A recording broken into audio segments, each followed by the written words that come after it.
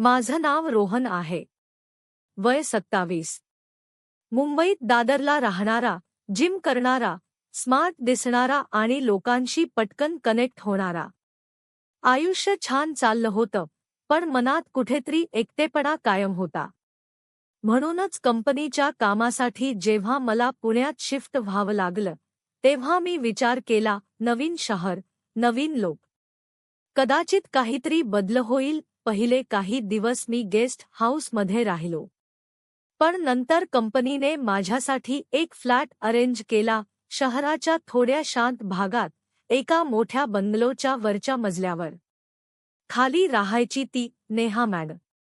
पहिल्यांदा भेटलो तेव्हा ती साध्या साडीत होती. पण तिच्या व्यक्तिमत्वात एक वेगळीच क्लास होती. वय साधारण 35च्या आसपास. पण तिच्या डोळ्यात काहीतरी होतं, जणू खूप काही बोलायचं आहे, पण कुणालाही सांगितलेलं नाही.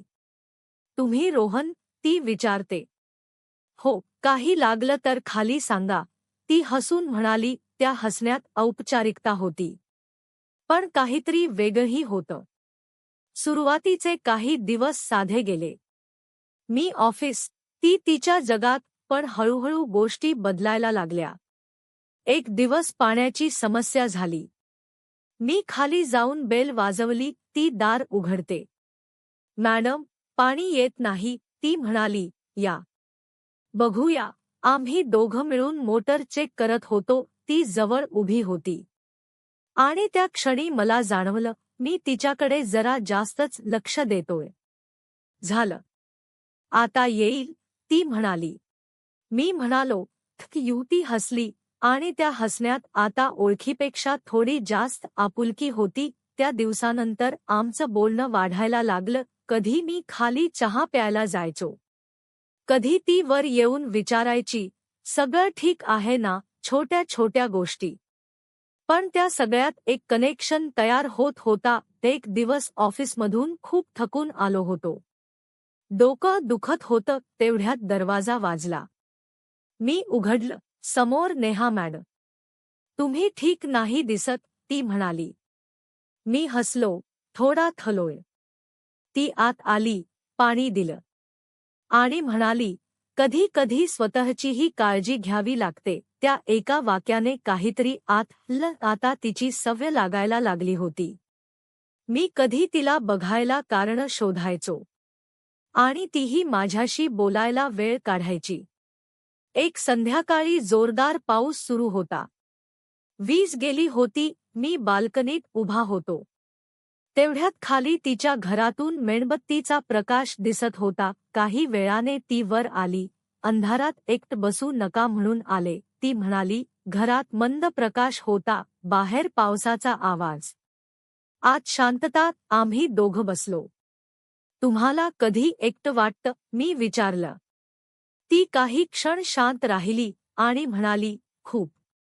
त्या एका शब्दात खूप काही होतं. त्या रात्रीनंतर सगळं बदललं. आता आमच्या नजरा जास्त वेळ भेटायला लागल्या, बोलणं जास्त पर्सनल झालं. ती तिच्या आयुष्याबद्दल सांगायची, नवरा बाहेरगावी, रिलेशनशिप थंड झालेलं. आणि मी माझ्या एकटेपणाबद्दल सांगायचो. 2 वेगवेगळी आयुष्य, पण भावना सारख्याच. एक दिवस ती माझ्या फ्लॅटमध्ये आली. चहा बनवला आहे, खाली या, ती म्हणाली. मी गेलो. त्या दिवशी घरात कोणी नव्हतं. आम्ही बसलो.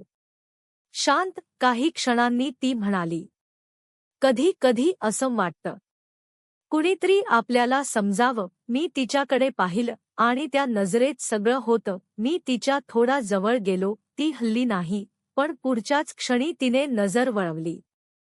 रोहन, हे बरोबर नाही, ती म्हणाली. त्या एका वाक्याने सगळं थांबलं. आम्ही दोघं शांत झालो. त्या दिवसानंतर आम्ही बोललो, पण अंतर ठेवलं. काही दिवसांनी मी दुसरीकडे शिफ्ट झालो. जाण्याच्या आधी मी खाली गेलो. ती दारात उभी होती. काळजी घ्या, ती म्हणाली.